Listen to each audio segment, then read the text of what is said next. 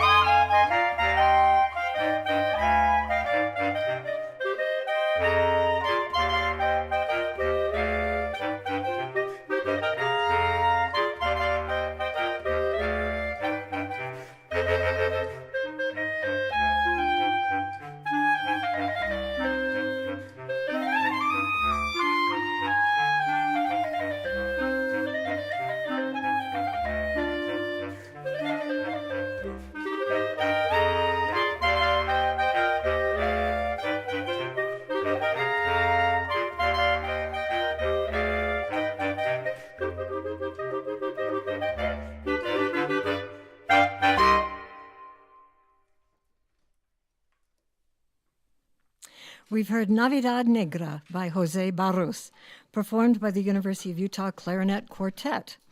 You're listening to a live performance on KBYU FM, Highway 89, and I'm Judith Olauson Tourney. Let's chat a little bit with Henry Caceres. Did I say it right? Yeah, almost. Okay. Caceres. After the second try. Yes. How did your quartet get started, and how long have you been together? Well, the quartet was an idea that we had for just graduate students. We wanted to have it like a official group from the University of Utah School of Music, but we are still trying to do that. We have to build that thing, our resume, and didn't work with just graduate students. So we look Nick and Milagra, and we are working like at maybe 1 year, and we already had good competitions, recordings, and we have been playing around Salt Lake City, and with very good answer from the audience.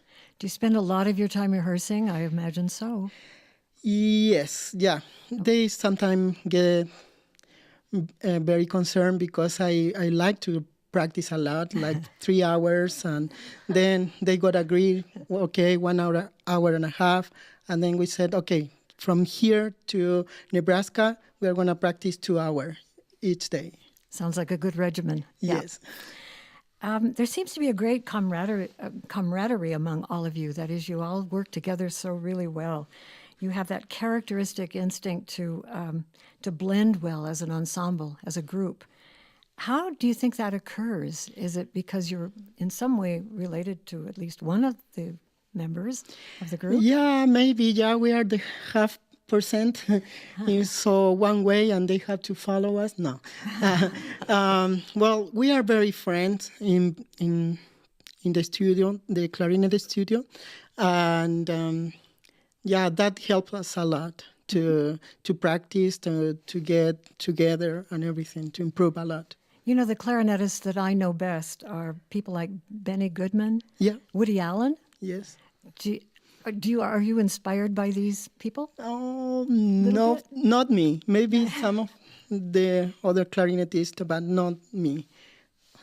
Well, maybe it's a whole different style of music then. Yeah, it's American. a different style, but we sometimes have to perform that kind of style, but it's okay. Great.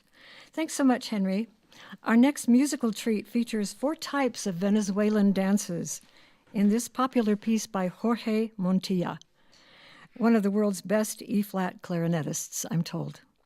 It's called 4 for 4, and this will be played by our guest performers, the University of Utah Clarinet Quartet, and here it is, 4 for 4.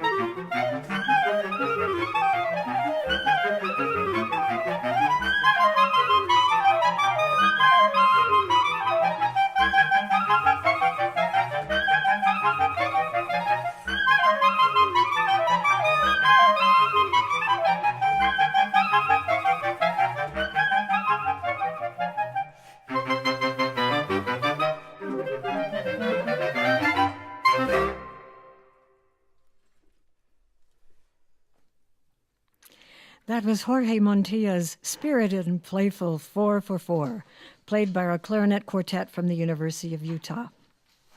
And we are listening to them live on Highway 89 KBYU FM and Sirius XM 143 BYU Radio. And I'm Judith Olauson, Tourney. Nick Morandi, on your website, you have posted an intriguing title, which we must talk about. It's called Musical Terrorism. Yes. A Musician's Mind. Well, you are the group's bass clarinetist, so you have a chance to expound on that and to explain yourself. Tell us what it means and why it's on your website. Well, I'm a composer as well as a performer, so sometimes things get stuck in my head. You've heard of an earworm. Well, I have that to the nth degree. It's a little bit worse than everybody's average everyday piece of song that gets stuck in their head. Sometimes, a phrase, like a 4-bar phrase, will be stuck in my head for hours at a time, or, a whole song in the correct key with all the right instruments playing. I can hear that all going on in my head, even when I don't want to. So it can be a little frustrating to deal with sometimes when I need to focus on something in silence. In my field, it's called the actor's nightmare. You also identify yourself as composer, clarinetist, and superhero. Superhero, yeah. That's a little marketing, I guess, I see. on my part. I was going to ask you, is that... Yeah, I don't actually patrol the streets of Salt Lake City at night, but that would be fun. I should think about it. Well, as a composer, you've composed a piece that was performed by the University of Utah's Wind Ensemble a few months ago entitled Mountain City. Yeah. Can you tell us a little bit about that? Yeah. Well, I'd been wanting to write a piece for the Wind Ensemble for a couple of years, and last year in 2011, another composer at the school, Jamie Rankin, had a piece performed by the Wind Ensemble, and she approached Professor Scott Hagen, who's the director of bands and the conductor of the Wind Ensemble, and he said he would be willing to read it at least and maybe give a performance, he said, if he liked it. And he liked it, and we ended up playing it, and I played clarinet in that piece because I was a member of the Wind Ensemble there. And so I felt pretty confident in asking Scott if they would be willing to perform a piece that I wrote, and he said yes. And I started it in March of 2011, and I finished it in March of 2012, if that gives you any idea of how hard it was.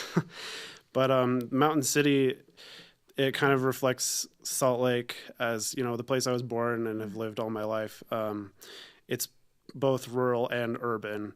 So the music has hints of folk music in it, as well as very dissonant jazz and like more modern music in it.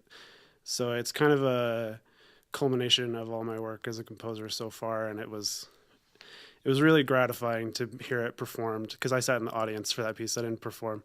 It was really gratifying to hear the rehearsals and be able to tell them, this needs to be louder, that needs to be softer, articulate this that way instead of how you're doing it, and then hear them actually care. The Wind Ensemble is very generous with their attention, and Scott was very generous with his time. And when they performed it, it was really, really satisfying. So they performed it right. They sure did. Good. And you can hear the recording on my website, nickmorandi.com. That's nickmorandi.com. Great, we'll do that. Thanks to our superhero of the day, Nick. Now, let's hear the ensemble play their next selection, composed by Astor Piazzolla and adapted by Bruce Edwards from a transcription for saxophone quartet. But our clarinet quartet will now play for us Histoire du Tango for clarinet quartet.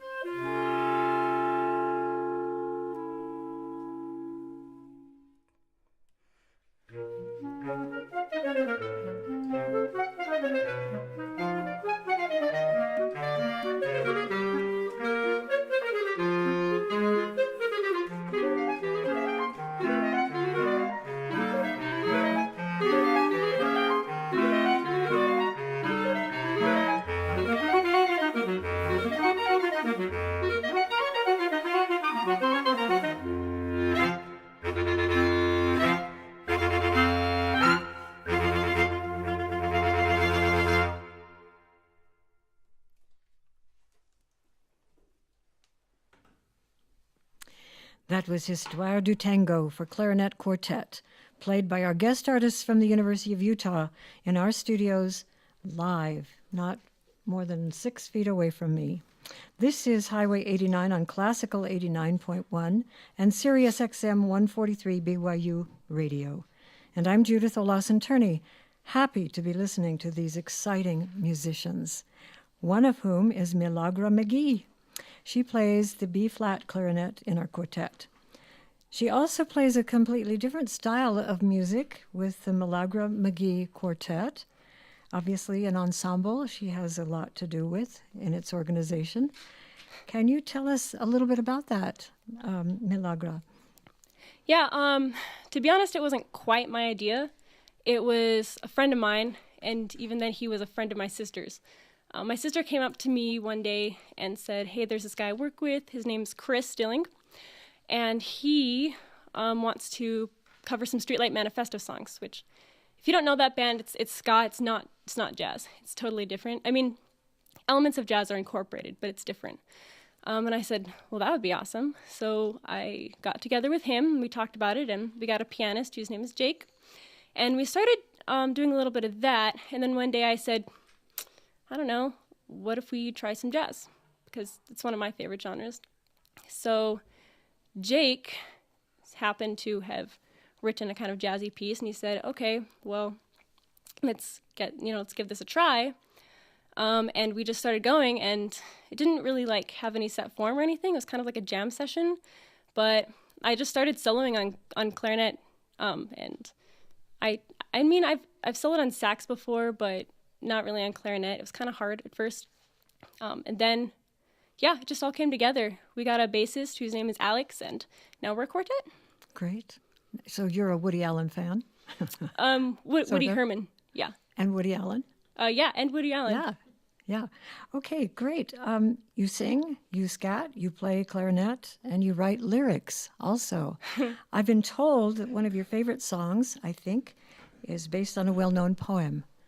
What would that be? Stopping by Woods on a Snowy Evening by Robert Frost. And Jake actually wrote that one, but it is my favorite. He just took the poem and put it to music, and he said, I want you to sing this. And I said, I don't know if it'd be good. And he said, give it a try. So I did, and it turned out great. And somewhere in the middle of the song, and I had never done this before either, but I just started scatting. We finished the tune, and everyone was just like, we didn't know you could do that. So tell us about scat. That's a really intriguing name for some of us who might know what that is and others that might not. It's just basically, nonsense syllables is the best way to describe it. You be as creative as possible and just say nonsense syllables just like you would be soloing on an instrument. So improvisationally, I guess. Oh, yeah. Mm-hmm. Mm-hmm. Well, what would you call your group's sound, in quotes, sound? How would I call would I call our sound? Mm-hmm. Can you elaborate a little bit? No, you can. Oh, okay. We're kind of a mix between, I don't know, probably a little bit of swing, a little bit of bebop, and some of our own stuff. We I don't know, we just work a lot from our own lyrics and inspiration and incorporate that all into our sound. So would you say that there's no real standard repertoire for clarinet anymore? No. That it's just no, whatever, free fall and whatever style comes and meets your fancy. You could say that, yeah. That's great. Well, I think we can go on and hear the next number, and that next number is going to be the Largo al Factotum from the Barber of Seville, composed by Gioacchino Rossini. Oh yes, it's the familiar sound even little kids watching cartoons can identify. And here it is.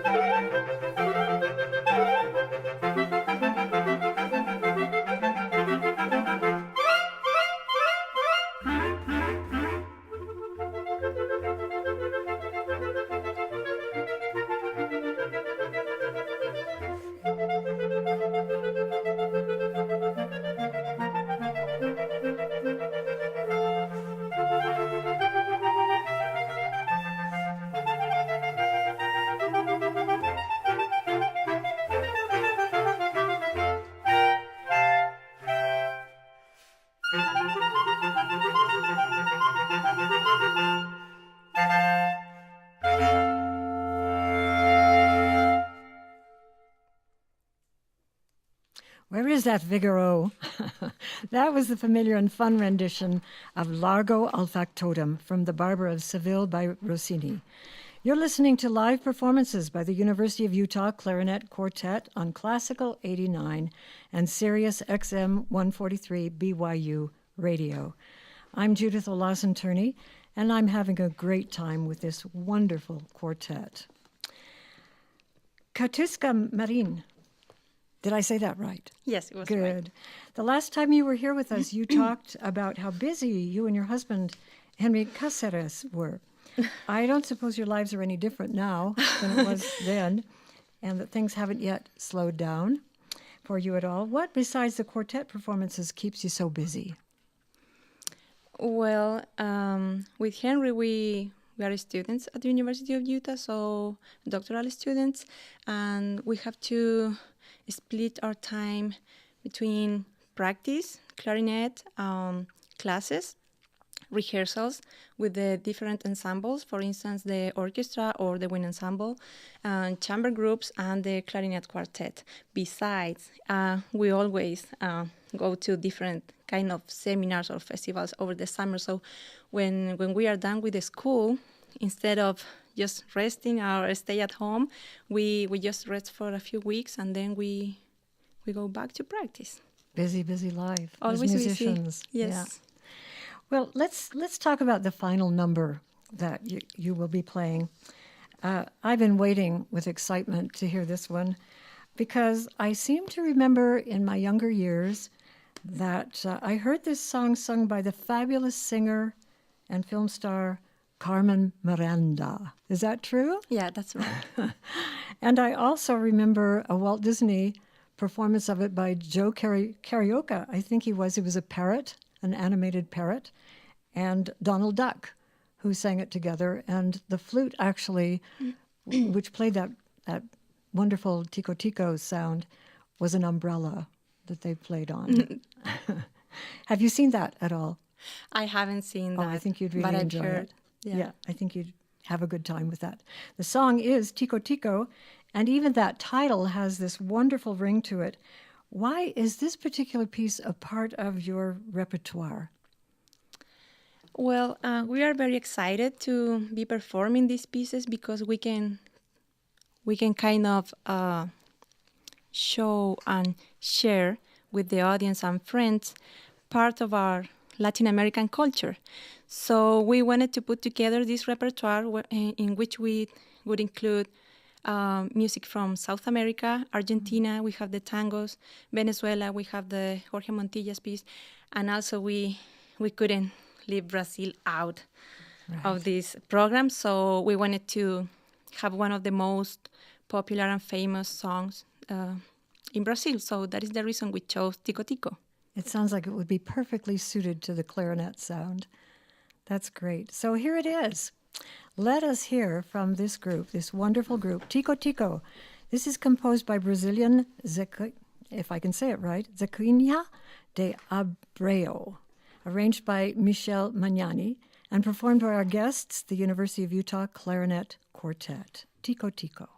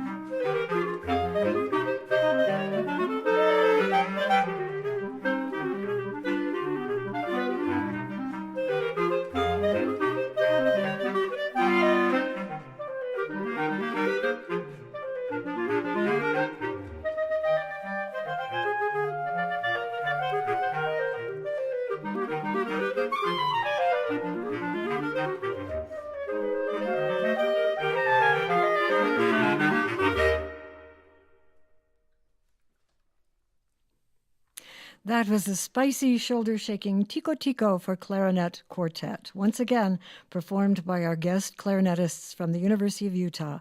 You've heard it live on Highway 89, Classical 89.1, and Sirius XM 143 BYU Radio. Well, that unfortunately concludes another great musical trip down Highway 89.